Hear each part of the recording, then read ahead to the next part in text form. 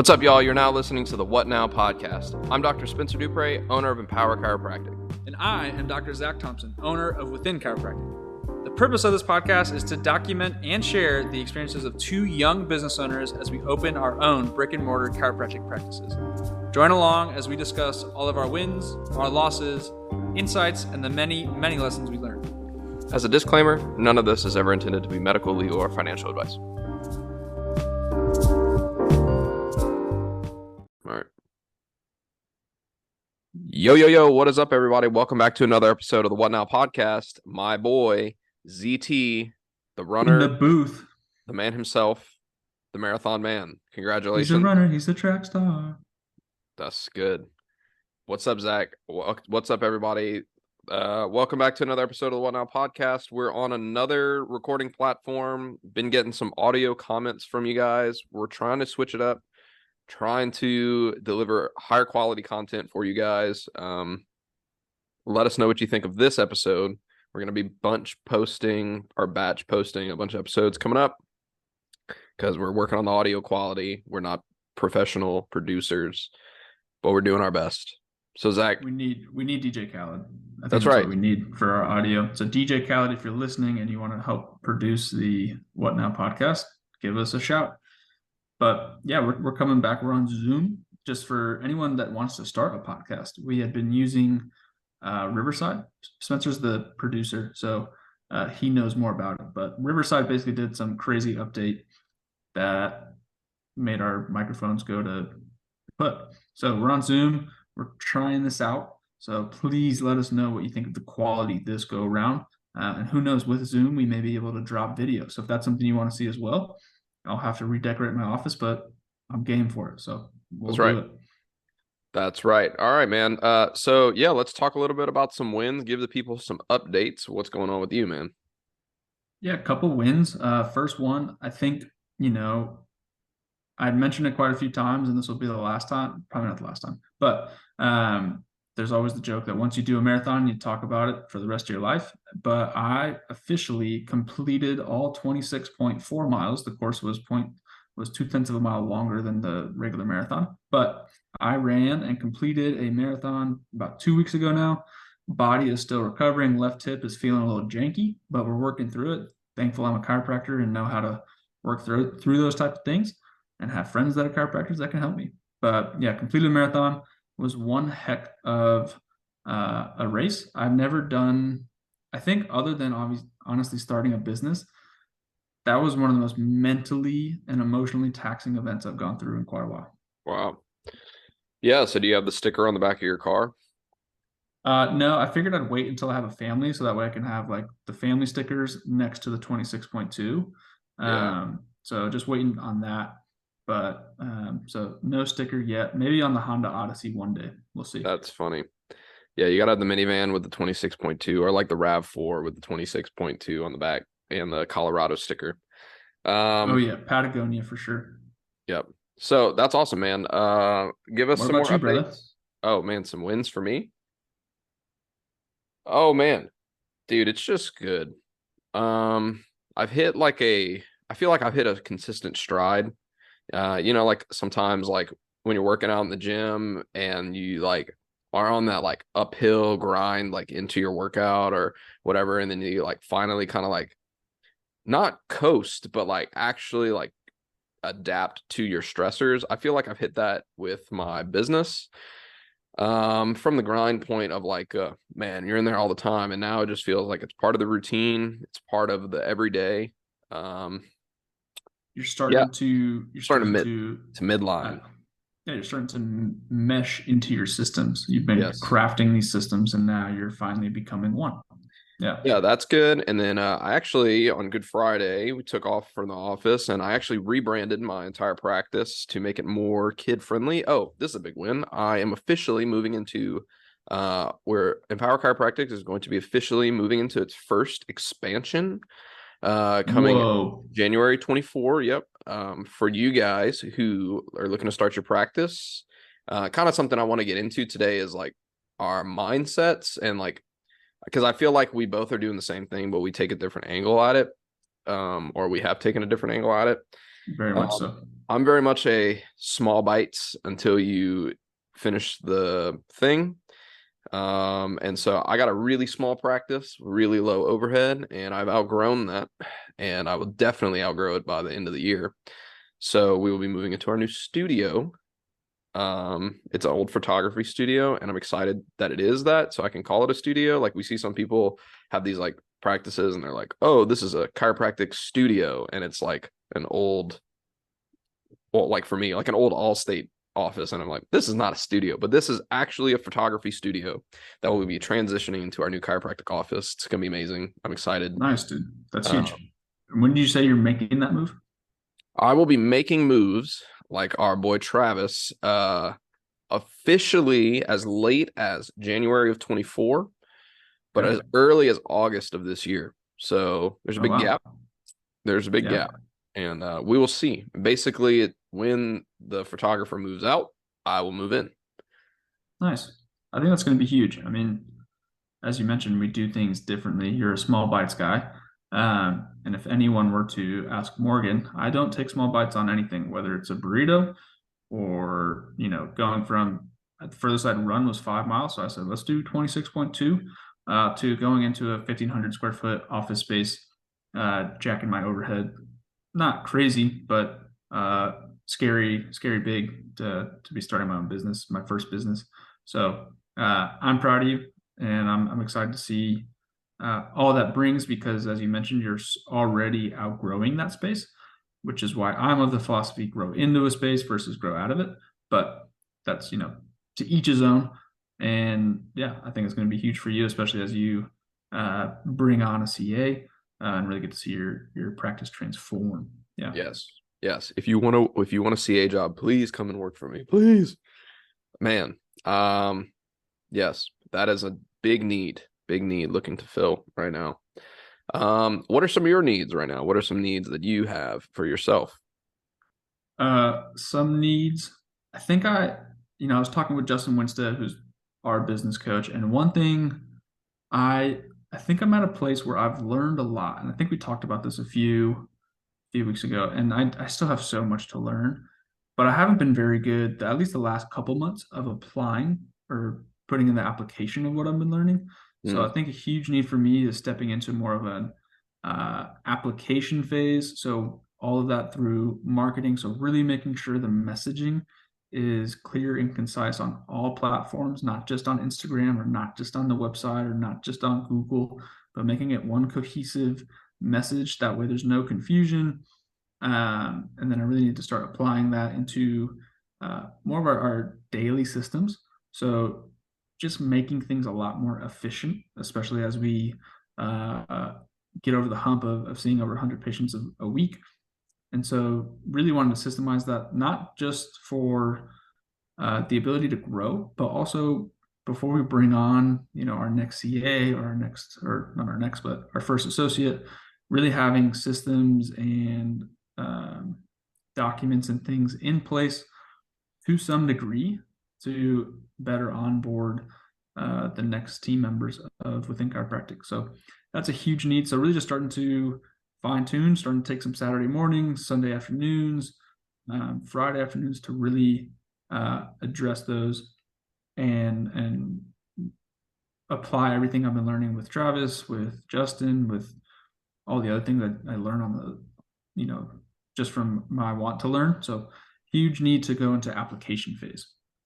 Nice. Nice. What are like some of these things like in the details that you need to develop? Is it more like a systems thing or what? I think one of the biggest needs is daily checklists for both doctor and CA, Yep.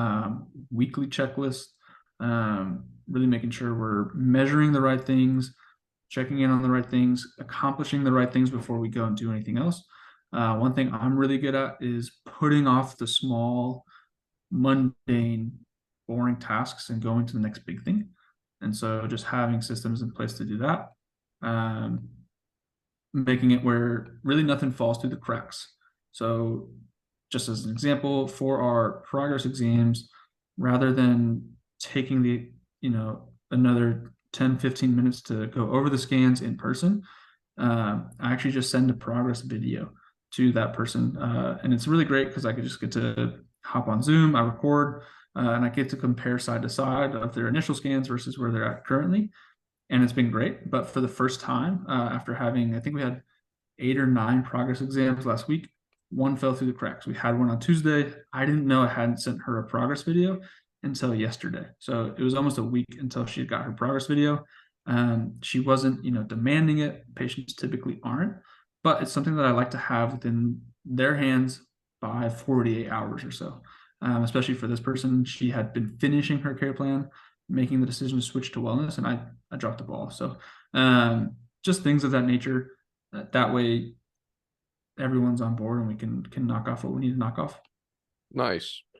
Nice. Yeah, that is a thing that has also become a reality in my book is progress exams and updates. Yeah, and I'm not making videos yet, but that is what all the greats do. That's what all of the people who are ahead of us are doing. And so I'm looking to step in that same footprint and move into that as well. And it's great too, because people, it's nice and tangible. And one aspect I really like about it, especially I don't see many kids, but I did get this tactic, if you will, the strategy from John Caruso, who is a big pediatric office. We're about to be down in Houston. But what I like is, I have one family who they're a split family, divorced family. And so the dad brings the kid in some weeks, mom brings the kids in the other week. But with these videos, rather than trying to bring both of them in together or whatever, email it to both of them. They both get to look at it, and there's no scuffle of like, okay, do we both need to go in to check on the progress exams? And if mom is always bringing the kid, or mom herself is always coming in, she can show her husband, or vice versa. And so that's why I really like the videos. They take, I think max after it takes about 5 minutes to record. Zoom takes about a minute and a half, 2 minutes to process. And so I email that out within, it takes all of 7 minutes in our day-to-day systems. Which for some people, that's a lot of time. For us, I like it. I like keeping it in there. And so for the time being, that's what we're going to rock with. Nice. That's awesome. That's awesome. Cool. And then one other thing that I just saw, I just looked over. I'm in my office. It's also one of our storage rooms as well. But I mean, we have a what is it called? Like, it's not a chalkboard, it's not a whiteboard, but you like throw tacks on it. It's a cork board, and we're gonna put that and start implementing that into our office tour. We're starting to pick up on our Google reviews, and so we just want to showcase different Google reviews and show, hey, just in case you have any doubts, here are a few Google reviews, a few 5-star Google reviews of people that have had similar issues like yourself. When you have a chance to take a look at that, not going to make them read it or anything, but it's just up there. And then also starting to implement a patient of the month. So the cork board will be split in half. So just like small little things that we put aside, and it's just like, wow, we still haven't done that yet. Okay, sweet. Yeah, I feel like the small things are the things that I focus on. I also have a cork board. I'm trying to get a Polaroid to where whenever moms have babies in my practice, so you can say "Welcome to the world" board and post these like little families and stuff on on our board. I think it's cool. It's something unique. I don't want to do a bump board. Like everybody, all the other prenatal pediatric practices have like bump boards where you like track your bump. But my thing is like, man, what if mom loses baby? I can't be the one to take it off the board, and I'm not going to ask her to.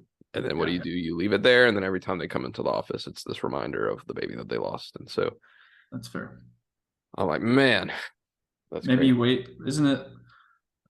You're definitely the foreground expert, but just maybe I don't know nearly as much. So like, isn't it typically after 6 weeks the risk of infertility drastically decreases during pregnancy, or is it? Yeah, it's something like 8. Like usually, like the bump boards will start at like 18 weeks or something like that. Okay, they'll put them on there. I just don't want to be like. Then the same thing too is like, oh man, I can't wait to get on the bump board. Can't wait to get on the bump board, and it's like, man, that's fair. And then in Argyle, there's a lot of people who adopt.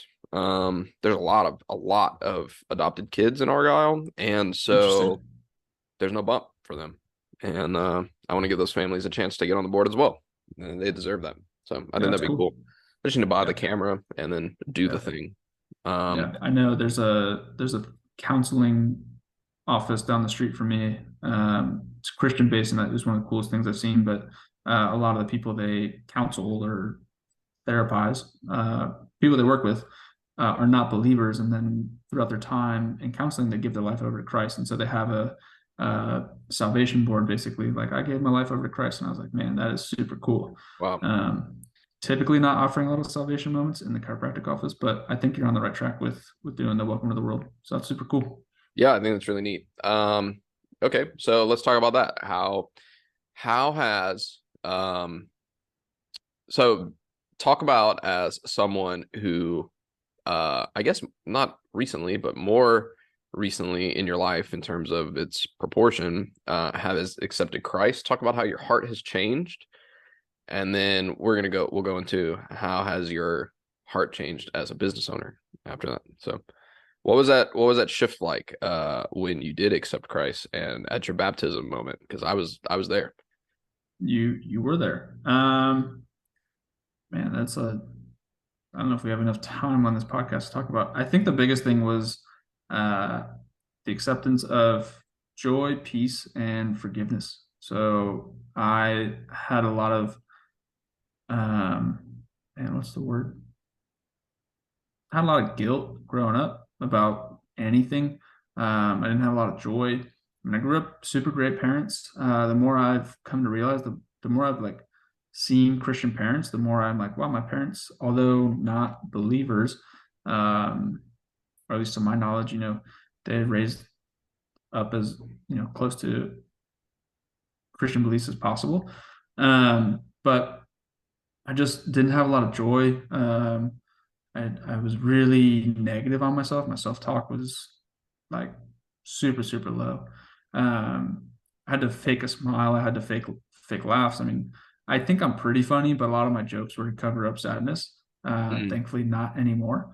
But ever since I gave my life over to Christ on January 3rd, 2020, at Shoreline City in Dallas, Texas, I mean, life has completely changed, man. I think um, I look to see the good in people versus the bad. I was always looking to see how someone was going to wrong me. And not that I have like this ignorance or this innocence that all people are good, but instead of assuming that everyone's bad, I assume people are good until I've been proven wrong, which has drastically affected the way I've done business. I was a believer before I was a business owner, so I can't say if it's changed anything in the business just because it's become something I've known. But also in terms of forgiveness, I think for myself and for really the culture I want to build the team out within. Um, it's kind of funny. I saw there's like this trend on TikTok right now about like working for a millennial boss. And it's basically like what I'm striving to do is like you like if you make a mistake, it's okay. Like I'd rather you make mistakes because that means you're trying. Um, and there is forgiveness. Not going to necessarily hold your hand, but it's going to be a I hate the idea of like a fun atmosphere, but a lighthearted, mission-driven culture. That we do have fun when we're able to, but when we're in the mud, we're in the midst of it. Like we're out, grinding, um, which is a hard balance. But I think we're on our way. So I mean, I don't know if that answers your question at all, but that's that's where I've noticed the biggest changes is like forgiveness, joy, and just like an overwhelming sense of peace. Even in like, I mean, the entrepreneurial roller coaster is like so up and down. Like you have really great weeks, dude. especially starting out, like super great weeks where you got 7, 8, 10 new patients coming in, at least chiropractic wise, and then you go another week and it's like, man, I hope just one person calls our phone to schedule, Bro, and I that's know. that's I mean that's another part of like creating systems to make it where not that you can ever assure yourself that you're going to have new patients, but um, getting it to a way of like, okay, I know at least um, our Facebook marketing is working and bringing in 4 or 5 new people a week. But anyways, just a big sense of peace that one, this business isn't mine, it's God's, and two, everything I'm doing is for His glory, and as long as I'm continuing to do that, I'm going to have peace. And so that's where we're at there. Nice, nice. Okay, so then like yeah, that leads into questions. So, well, actually, I remember texting you a couple weeks ago, being like, "Bro, like, I was not a fan of Andy," and then I was like, "But I get it." And then you're like, "You're not a fan of Andy until you realize that you're in the game." So, like, what? When did you For those realize? for those that aren't sure, Spencer is talking about Andy Andy Frisella. Frisella, yes, the owner of Uh, First Form, the host of Real AF, the creator of 75 Hard, that guy. yeah, He, yeah, intense dude. Like if yes, you're in chiropractic school, you're probably not gonna like him because you're not in it yet, and that's just yeah. the hard truth. Dude, and like as of right now, like I can't get enough of Andy, and Mhm. he really is real, and I've been enjoying his show a lot recently. So when was that point that you realized like you were in the game? Because I mean, because like that, like in your terms of salvation, like it's not it's not the same, but it's parallel. Like those are right. Like when you realize that like there is salvation, like through the blood of Christ, and that like we're made new, and that it's really just about our acceptance of that brings us salvation and not our actions. Like I feel like when I started business, it's all about like, okay, what inputs do I get? What outputs do I get? Like, Mm. right? And then you realize you're in the game and you're like, dude, it's not about that. It's about playing the game. It's about showing up, being consistent, and like yes, it is like there are inputs and outputs like to create leverage, but really like the game is like you win until you decide to quit, and that's when you lose. Oh And yeah, I mean 1,000%. I think a really hard part about learning that you're in the business game is it's especially I think majority, I don't know. I'm gonna say a majority of people listening have a sports background. And so for me, all the games I've played, yeah, there were sports and football was at a collegiate level, but there was always an end. Even if you're in the NFL, there's an end, unless you're Tom Brady. And even he has an end, right? Tom Brady figured out a way to play the game at such a level that he can do it for so long. And I mean, he's great without playing until he's 45 or whatever. But it's the way he played the game in terms of keeping himself in peak physical shape, mentally, physically, and emotionally. Um, that really allowed him to go forever. And I think that's a really hard thing to learn, especially for our generation. Is we want things right now, and so we really want to win the game, which Spencer, you alluded to. There's no such thing as winning the game. Um, I'm sure if you even ask Bezos or Elon, or I mean, I know Andy for sure would say he hasn't won the game. They've won a couple matches, but they haven't won the game. And so, I mean, really, what we mean about is like the purpose of business is not to win the game. The purpose is just to continue playing the game. And so implementing those systems, finding the time to recover or work on yourself, and really improve the way you're playing the game to do that for as long as possible. Because, like you said, Spencer, as soon as you give up, the game's over.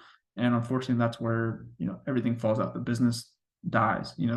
There's probably a part of you that dies and stuff like that. So, yeah. yeah, I feel like in business, like okay, so like we both hit like that 6 month period now, and like a lot of people talk about it in chiropractic school. Like if you can make it 6 months, you can make it 6 years, and if you can make it 6 years, you can make it 60 years, right? And like it's that first 6 months. How many times did you want to quit in the first 6 months? How many times were you like, this sucks? And how many Um, what do you feel like your mindset is about? Because like I asked that question because yeah. I No, here just I got an answer for you, and I think it's yeah. it's a lot of it comes from the help and the teachings of Andy from his podcast. Could do with a lot less f bombs, I think. But other than that, like one of his greatest teachings is, if you go back to if you type in like MFCEO, and you can go from all the way from one all the way, I think it's like 200 or something. But I started listening to him before opening the practice, kind of in my in between from independent contracting in Dallas to here, and he really showcased and talks about like there's no get rich quick. There's no overnight success. And so I had that mindset going in.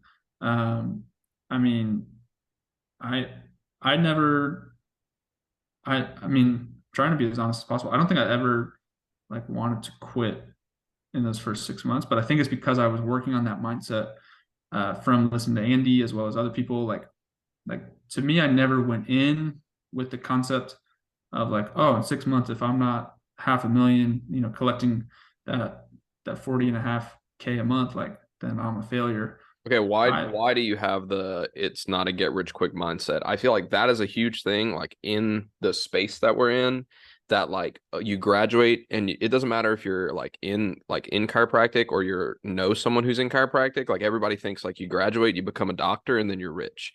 And like, well, how do you have that mindset? Because like some people really don't. Like some people go into practice thinking that they're gonna make an insane amount of money. And I mean, like I even did. I remember having this conversation with someone being like, if I'm making $50,000 my first year, oh, our Zoom is running. We have 10 minutes left. If I'm oh, I there's remember no sense. saying if I remember saying like if I'm making $50,000 my first year in practice, then like there's no reason to be worth it. And I'm like, man, dude, if I could make 50 grand in my own pocket this year, that would be insane. So Yeah. like how what like flip that switch for you to be like this is the long game? I mean, the super simple answer is what's your mission? Like, what is your mission and your why behind opening the practice? Yep. Um, I don't think, I really don't think any of at least the initial business that you open is typically mission and vision based, and typically not to get rich. And I even think like, listen to Hermosi or Andy or Ed, like it's even with their acquisitions that they're making, it's still like, can they buy into the mission uh, to help? And so for me, my mission when getting involved and opening within was not to get rich. It wasn't a get rich scheme. If I wanted to get rich, I would not, um, one, there's a big difference between rich and wealth. Yep. But two, I really have a heart and a huge desire to help people and really to develop generational health. And that's our mission. And I know as long as I can stay in that, which is a really interesting tie into something I've been reading from Jim Collins, Good to Great, called the hedgehog effect. I can go into it in a later episode. I still don't have a full grasp of it, so I don't want to talk about it too much. But really continue to focus on the mission, um, and really making sure, like, okay, can I cover rent? Can I cover my car payment? Like all the necessities.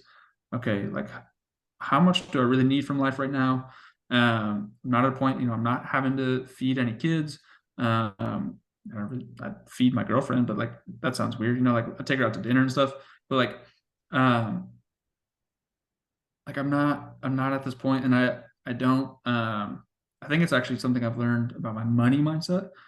I don't like have huge desires uh, for a lot of the like material things. So I don't think that was ever like a huge huge desire was to get rich quick. And so I quickly learned, I'm in it for the long haul and I'm trying to implement systems that I can do today, but also in 20, 25, 30 years, when I'm not, as strong as I am now. Um, and so I think that's really where my mindset came from. And not that there's anything wrong with getting rich quick, but I think anytime you jump a level, like I was a student, right? We were both students. We were making the opposite of money. We were losing money. Like we were taking out student loans and all this. And so I think it would really be not be like a bad thing to get rich quick, but at the same time, like I'm more so looking to build generational health and wealth. And so I what am I You're looking to willing to play the risk for game. that? Yeah. Yeah. Yeah, I mean, I think we talked about that in our first podcast, and you're like, "What are some of your goals?" And it's like, man, dude, like setting like hardcore goals is like tough for me because like my goal was just to be in practice. Like the whole goal, like ever for 10 years, was to just have a key to my own spot, and Mhm. that was it. And well, so I've been thinking about this a lot. I don't know why it struck a chord with me, but it did. But that episode with Nick Bear and Kat Thomas about the Mhm. entrepreneurial grind on the Nick Bear podcast. Nick Bear, founder of BPN, Kat Thomas, his new CEO. For you guys who don't know, but they were talking about it, and like Kat was talking about, like, if you don't have a purpose and you think that being an entrepreneur is going to be some get rich quick scheme, you're going to miss, and Yeah. like you're gonna fail. And then I was just thinking about it. I don't know. That's just been something I've been thinking about too. It's like, man, like your purpose to open a practice has to be so much greater than like your desire for money. And then I was thinking about it too, like we were talking about before we started recording. Like I just have like no need for gratification, and I think maybe that like might be like a part of like my wound that like really now fuels me, like, and is more of like an asset. It's like, dude, I just like have no need like to be gratified. Like I like, and not like in a weird way where it's like, oh, I don't want anybody to tell me good job. It's like I don't ever like feel the want and the need like for validation from other people. Because like I'm doing my thing. Like I love going into work. I love the grind. Like I love the I'll like it's just awesome. Like it's everything I've ever Yeah. wanted. And Yeah. And I think, you know, a quote, I think I meant, sorry if I cut you off, or you still have something to go there. my last thing to say is like I just like I realized the other day how unhappy I would be if I was just so focused on the money in my bank account. That's huge.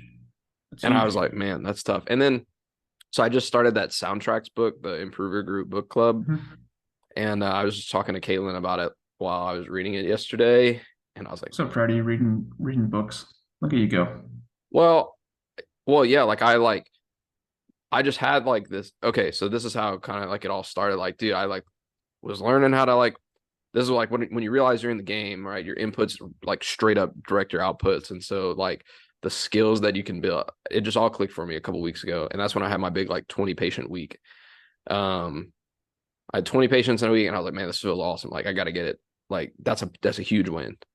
And so I just was like, all right, now I'm all on like learn mode. There's no more like, oh, we're just gonna keep going and see what happens. It's like, how much can I consume? How much can I learn? Anyway, so I started reading the soundtracks book. It's like the guide to overthinking, and I like read the first chapter, and I was like, this could be like the least applicable thing that I've ever read. Like I feel like no rapport like with this at all. Like I cannot identify at all with this because like Must be nice to not be an overthinker. I guess, but I don't even know what that means. So that's something that I'm trying to figure out. Like, why don't I think about those things? It's like, because I mean, maybe I guess because I know what I want, and like I feel fulfilled for like the first time in my life. So I don't know. Yeah. I mean, um, one thing that I always think back to, and it was a quote I had read, I think in my like first or second week, and I've just held on to it. I think it's Robert Louis Stevenson. I get it wrong every time. I have it written on my like on a post-it note where I do my daily devotionals. But anyways, the quote is to never judge a day by the harvest you reap, but by the seeds you've planted. And I saw that in like the first or second week when I was at like 5, 6, 7 networking groups, and I was like, "Is this worth it?" And then that quote appeared, and I was like, "Dang," because I mean, you gotta play the long game, right? We keep saying the game, but like uh, quickly learning to not judge each week to week. But okay, I can't even compare this January to last January because I wasn't in business last January. You know, like I can't look at metrics. I can't, I don't know what to compare. I don't know like was February slow because we sucked, or was February slow because February is going to be a slow month for us, just with the way the seasons are and things of that nature. So you really got to be in the game for a while, and really, I think there's nothing wrong with wanting to get rich. I think there's so many good things you can do with money, and that's a big part of me is I want to be able to be a good shepherd, and so I think that's a big driving force for me wanting to make money. Um, but I think if you're looking to hop in and be making a million your first year, it's doable. But what's your reason for it? And so I really think coming back to what's your mission for opening a practice, and burnout is such a buzzword these days. But at the end of the day, I always think it comes back to your why, and what signs you up to do whatever you're doing. And I know it's not as easy as just like reconnect with your why, but if you have to constantly reconnect with your why, I'd really push back and question, like, is that your actual why, or are you just trying to create this super fluffy, pretty, uh, you know, chiropractic bubble. Why? Romanticize. Yeah, romanticize, that you want your friends to be impressed by. It's like, no, the why should be super easy to come back to. And yeah, Yeah. All right. Well, that was good. That was that good. was good. Well, everybody, If thank you you, so much for listening to another episode of the What Now podcast. You can follow me and Zach on the gram and on the socials. We're gonna have those linked in the episode description. We're working on the quality to deliver the best content for you guys because that's what you deserve. Thanks so much. Let us know if you have questions. Reach out. We would love to connect. Thank you for those who are doing that. peace. Peace.